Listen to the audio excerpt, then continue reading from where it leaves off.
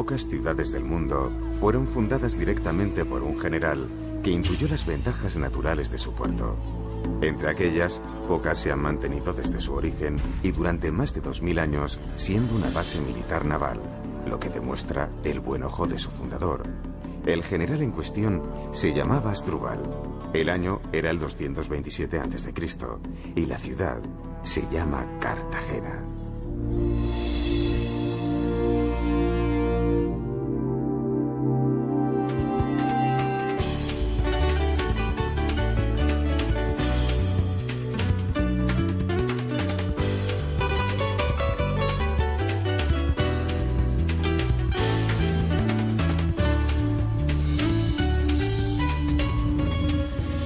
Situada en el sureste de España, Cartagena tiene más de 200.000 habitantes. Sede de la Asamblea Regional, es sede también del Almirante de Acción Marítima de la Armada. Su puerto lo ha visto todo. La llegada de los cartagineses, la invasión de los romanos, la disolución del imperio, la llegada del cristianismo, la evolución de la Armada española e incluso el persistente desprecio del olvido. Ciudad varias veces caída y otras tantas levantada. Pero ahí está, una vez más, resurgiendo de sus propias cenizas hacia arriba. Durante años era muy habitual que sus calles estuvieran rebosantes de soldados de reemplazo. Estas dos figuras son un homenaje a aquellos días no tan lejanos en los que las plazas de Cartagena hervían con la presencia multitudinaria de jóvenes de todo el país.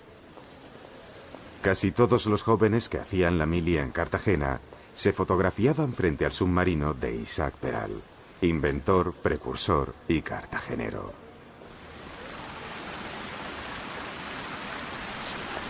Cartagena empieza siendo Cartago Nova como réplica de la ciudad de Cartago, pero solo 19 años después fue conquistada por el general romano Escipión. Según la tradición, en su puerto desembarcó Santiago Apóstol. Fue ciudad bizantina, visigoda y musulmana, hasta que en 1250 pasa definitivamente a manos cristianas. En el siglo XVIII es designada capital del departamento marítimo del Mediterráneo, y a principios del XX se convierte en una importante ciudad minera e industrial.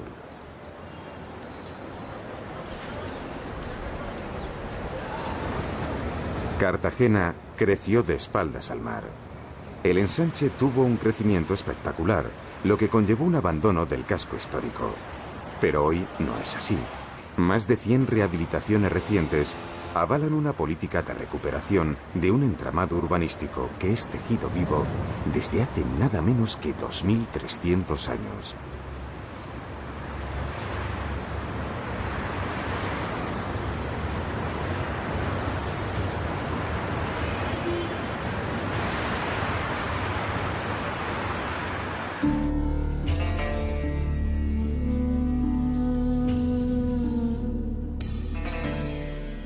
Hace poco, en la excavación de la ermita de San José, que se sabía había sido destruida en el siglo XIX, se encontró esta interesante cripta y lugar de enterramiento. A su lado apareció por casualidad un fragmento de lienzo púnico, apenas unas decenas de metros. No es gran cosa, a no ser que tengamos en cuenta que se trata de la única muralla cartaginesa en todo el continente europeo.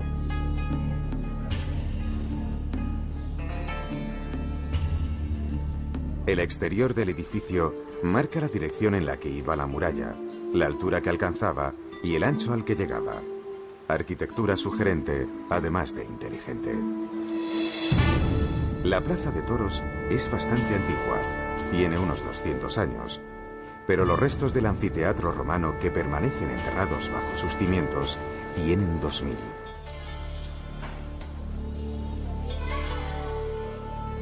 La presencia de ruinas históricas en toda la ciudad limitando el paso de gentes o vehículos, es el precio de una urbe asentada sobre una historia riquísima.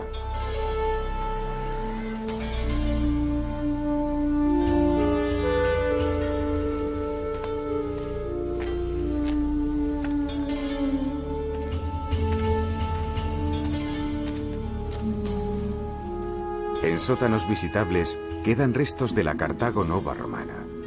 Una excavación para un aparcamiento o la construcción de una nueva vivienda van poniendo al descubierto restos de una importantísima ciudad romana.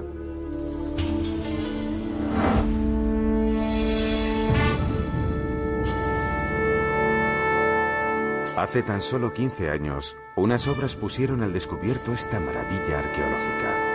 El teatro romano de época de Augusto, del siglo I de nuestra era. El teatro se corresponde con el típico teatro romano, cuyas piezas principales se traían hechas de Roma y aquí se montaban. Una especie de franquicia de la antigüedad. En realidad, se trataba de la ejecución fidedigna de un programa arquitectónico dictado desde la metrópolis.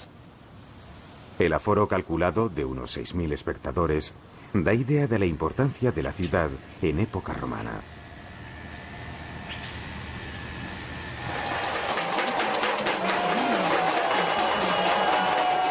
Los cartageneros derrochan imaginación a raudales.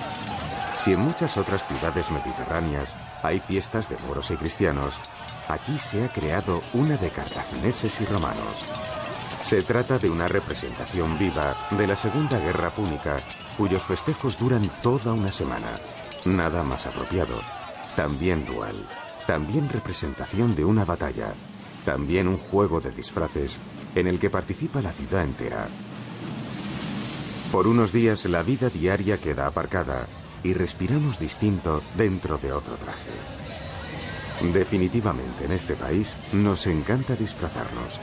En cualquier lugar no hay carnaval, ofrenda floral o fiesta local en la que demos un pasito más allá a favor del juego tentador de ser otro durante unas horas. En esto, el hábito hace al patricio, como las sandalias hacen al centurión. Tiempos de juego donde los adultos regresan a ciertos rincones de su infancia. Desde la antigüedad, Cartagena creció entre 5 colinas que tenían un carácter estratégico a la vez que religioso. Afortunadamente, la presión constructiva ha ido en otras direcciones y las colinas exentas de edificios podrán ser excavadas y revelarnos su pasado. La más importante de todas ellas es el Cerro de la Concepción. En la parte alta del cerro está el Parque Torres, un jardín con una situación privilegiada. Es residencia de un numeroso colectivo de pavos reales y está coronada por un bastión de la Cartagena medieval.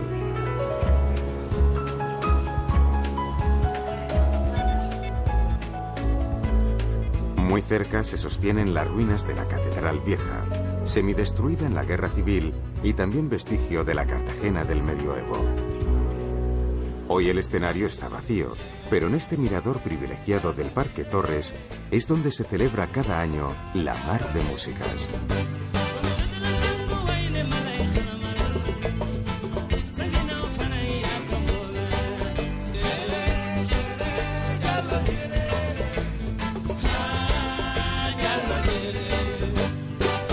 Un festival cada vez más considerado en el muestrario musical de nuestro país.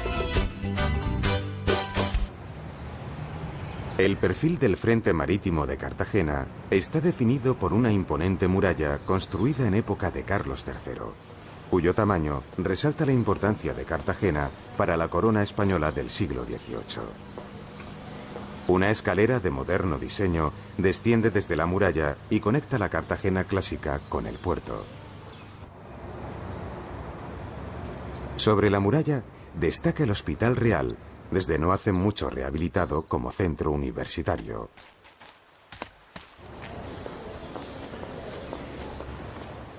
Sobre la escalera principal del antiguo hospital hay una cúpula pintada, obra de un artista local, y que pretende ser una especie de homenaje a la ciencia. No es casualidad. La Universidad de Cartagena es una universidad politécnica, en buena lógica emparentada con su pasado industrial y minero.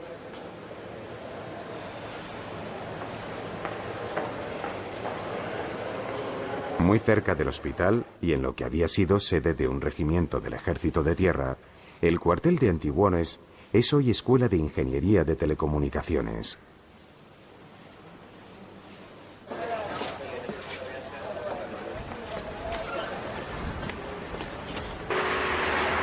Pero lo que mejor caracteriza la Cartagena dieciochesca es el arsenal. Parecen apacibles edificios coloniales, pero se trata de un gran complejo industrial, naviero y castrense que necesariamente toca el mar. Felipe V creó 3 departamentos marítimos desde los que dirigir la Armada Española, uno de los cuales fue Cartagena. En la actualidad, el arsenal es la base de submarinos de nuestro ejército.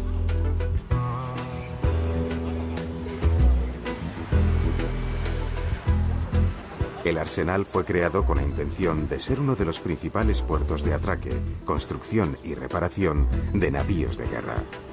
Su paulatino deterioro, sobre todo después de la caída de las últimas colonias americanas, encontró un nuevo destino con la construcción y mantenimiento de los submarinos. El arsenal es además la rada del buque de investigación oceanográfica Hespérides.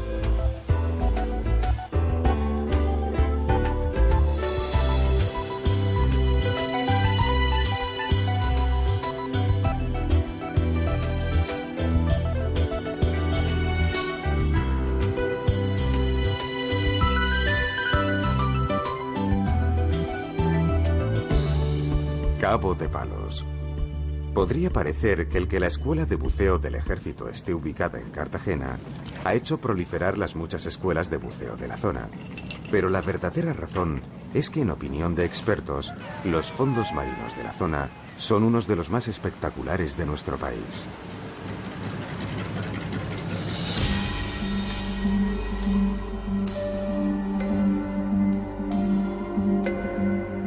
La belleza de estos fondos compite con su interés arqueológico. No en vano, Cartagena alberga el Museo Nacional de Arqueología Marina. El museo cuenta con una reproducción a escala real de un mercante romano. Las ánforas son los barriles de la época, idóneos para el transporte de vino, cereal, aceite y garum, una pasta de pescado muy apreciada en Roma. El museo alberga hallazgos de distintos pecios, entre las que destacan unos curiosos colmillos de elefante del siglo VI a.C., que conservan una interesante inscripción ibérica.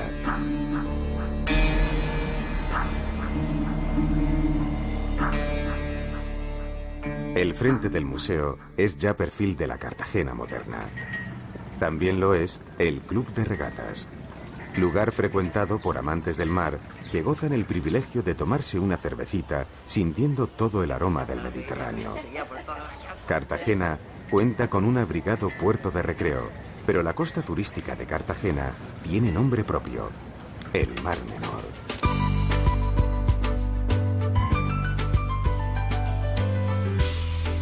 Esta línea de tierra separa el Mar Menor, la laguna salada mayor de Europa, del Mediterráneo, que aquí llaman Mar Mayor.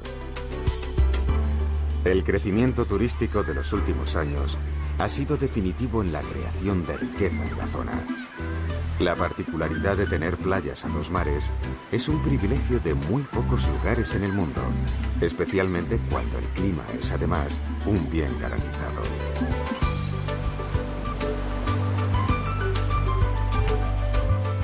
Desde lejos, La Manga parece una calle en el aire o un espejismo en un desierto de agua.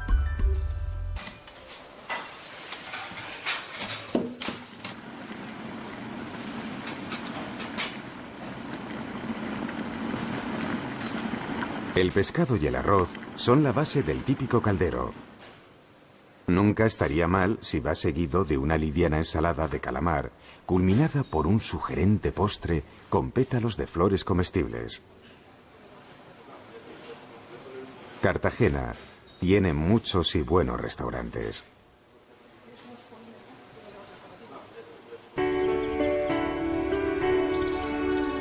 El campo de Cartagena tiene fama por la variedad y abundancia de su huerta. Hoy los molinos son restos magníficos de un mundo rural en transformación.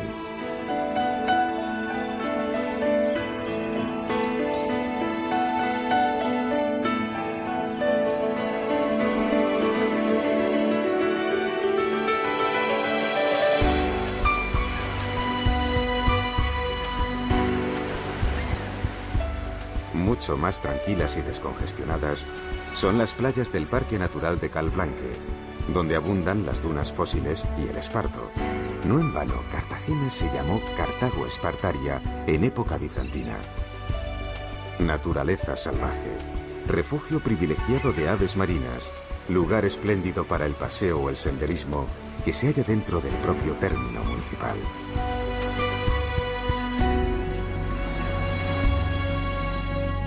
Cercana a la emergente prosperidad de La Manga, la Sierra Minera destaca por lo contrario. Minas a cielo abierto, abandonadas. Arqueología industrial, de la que al igual que los dinosaurios, solo quedan los esqueletos.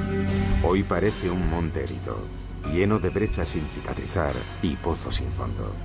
Existen más de 2000 pozos en la Sierra Minera.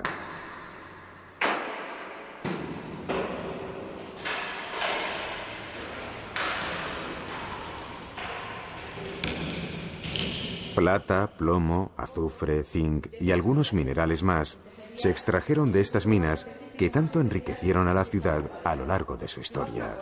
Hubo una primera etapa en época romana, una segunda al final del siglo XIX y una tercera desde los años 50 a los 90 del pasado siglo. Lo cierto es que en el siglo XIX, una vez más, Cartagena volvió a resurgir de sus propias cenizas. Las minas generaron una ola de riqueza que emparentó la ciudad con los movimientos historicistas y modernistas del momento.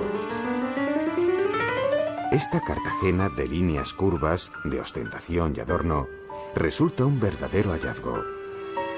La coincidencia de una ola de riqueza generalizada con los movimientos artísticos del momento hizo que se construyeran auténticos palacios.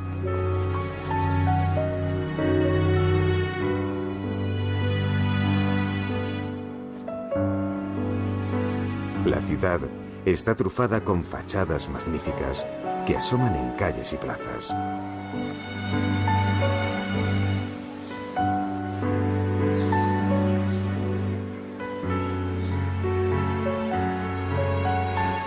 De esa época es la estación del ferrocarril.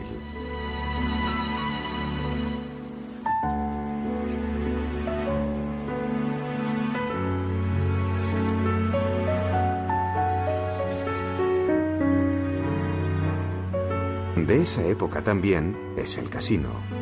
Además de baile, ajedrez, dominó, naipes y conferencias, hay clase de esgrima.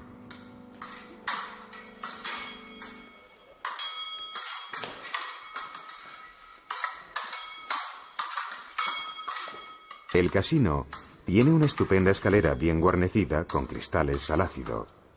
Dibujos, transparencias, motivos vegetales, sugerencia de un sueño lechoso cuyo cenit es una cúpula con el escudo de Cartagena.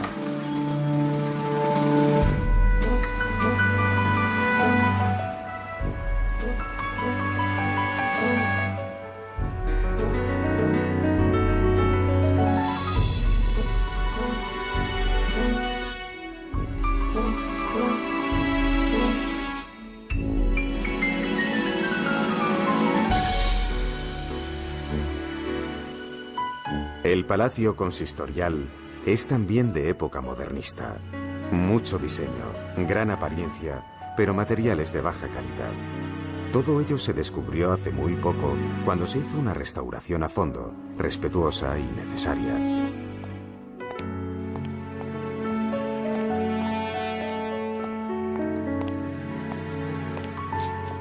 En la calle Mayor destaca el edificio de capitanía. La carcasa de dos antiguos torpedos flanquean la escalera que conduce al Salón del Trono.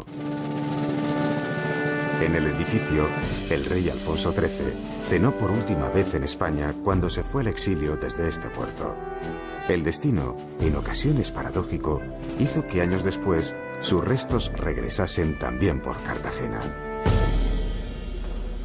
Iglesia de la Virgen de la Caridad, patrona de Cartagena, y cuya festividad, el Viernes de Dolores, adelanta en un par de días el comienzo de la Semana Santa.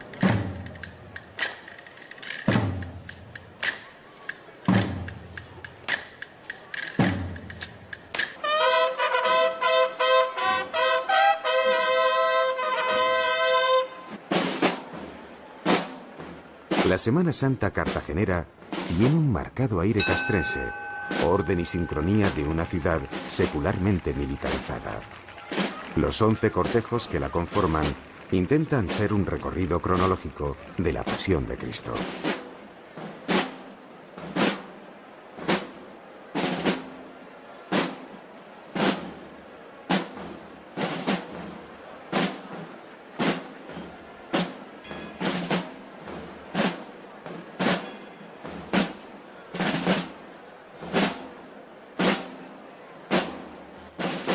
El mismo miércoles, en la procesión del Cristo del Prendimiento, un detalle curioso. La escultura de la Santa Cena tiene en su mesa productos frescos. Naturalmente, la mayoría del campo de Cartagena.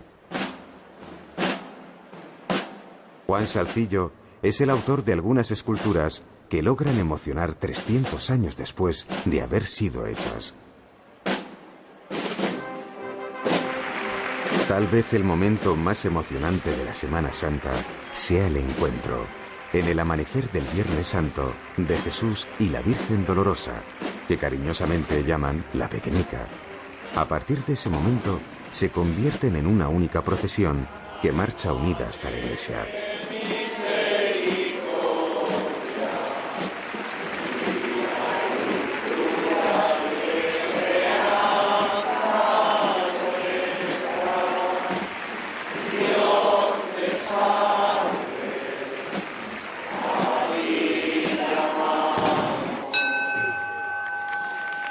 San Pedro Marina Cartagena es posiblemente el único santo del mundo con DNI propio. Concretamente, el 40.429.029C. Puede parecer una broma, pero es así. Pedro Marina Cartagena, oficial de Arsenales, por todos nosotros, querido y venerado San Pedro.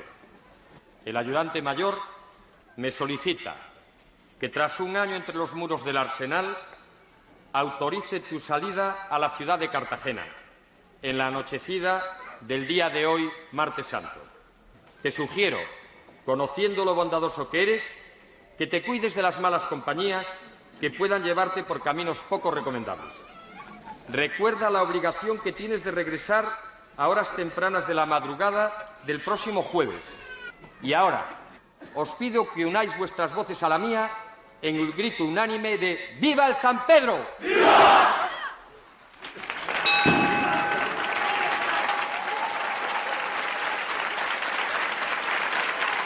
Más allá de la anécdota, esto subraya el carácter familiar de los cartageneros, que humanizan a sus santos hasta donde les es posible.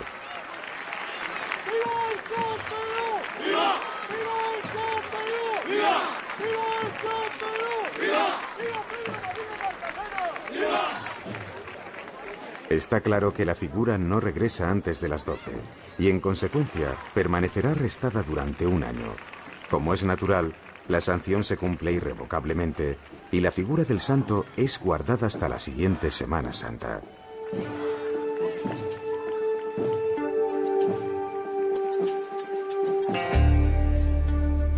En principio, esto era la excavación a cielo abierto de un cementerio paleocristiano del siglo V. Se cubrió y al hacerlo se acondicionaron las salas laterales para guardar algunos de los muchos hallazgos arqueológicos de la ciudad. Ese es el origen atípico de este museo situado en pleno ensanche. Interesante falange prehistórica que insiste en la hipótesis del paso de los primeros homínidos a través del estrecho. Con un cierto atrevimiento, puede afirmarse que la primera veraneante de la Manga del Mar Menor era del Calcolítico, 2000 años antes de Cristo. Collares hallados en las amoladeras del Cabo de Palos hoy nos parecerían souvenirs típicos de mercadillo, valga la frivolidad. Frente al rutilante pasado, el prosaico y necesario presente. El Valle de Escombreras, separado de la ciudad por un monte, se podría considerar como el Valle de la Energía. Gas, petróleo, electricidad. Aquí se produce y se distribuye. De hecho, el gas argelino llega a España a través de Cartagena. Pieza excepcional de arqueología industrial situada en el centro de una glorieta. El acervo popular ha bautizado la grúa con un nombre certero: Sansón. Una vez más, el sentido de la familiaridad cartagenera no tiene límites.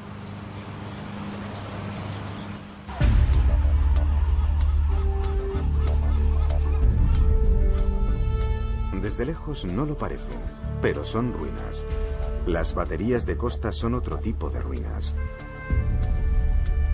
Los nuevos armamentos disuasorios garantizan su inutilidad, pero son bellos lugares dotados de vistas magníficas. Lugares de vigilancia que durante siglos protegieron nuestras costas. Gigantes amenazadores que ya no intimidan a nadie. Han quedado congelados en el tiempo, formando parte de los catálogos de arquitectura militar, desafiantes y orgullosos. Interesante sugerencia para lo que el futuro quiera hacer con ellos.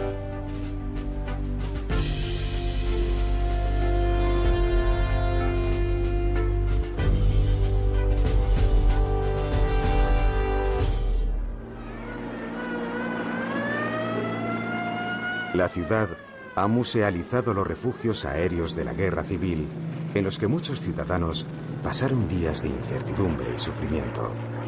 Cartagena fue una de las últimas ciudades fieles al gobierno de la República y pagó un alto precio. Los nietos o bisnietos de los combatientes aprenden para no olvidar. Recuerdan para nunca repetir aquel dolor que ya entró en la historia. Cartagena nunca se ha dejado amedrentar y va hacia adelante. Ciudad consciente de su pasado industrial, minero, pesquero y militar, tiene hoy además una clara vocación cultural. Tiene poderosas razones para ello, un origen legendario, un pasado excepcional, la humildad de un presente emergente y todo un futuro por delante. Asdrúbal inventó una ciudad, pero no podía predecir la capacidad de supervivencia de sus gentes. 2300 años lo demuestran.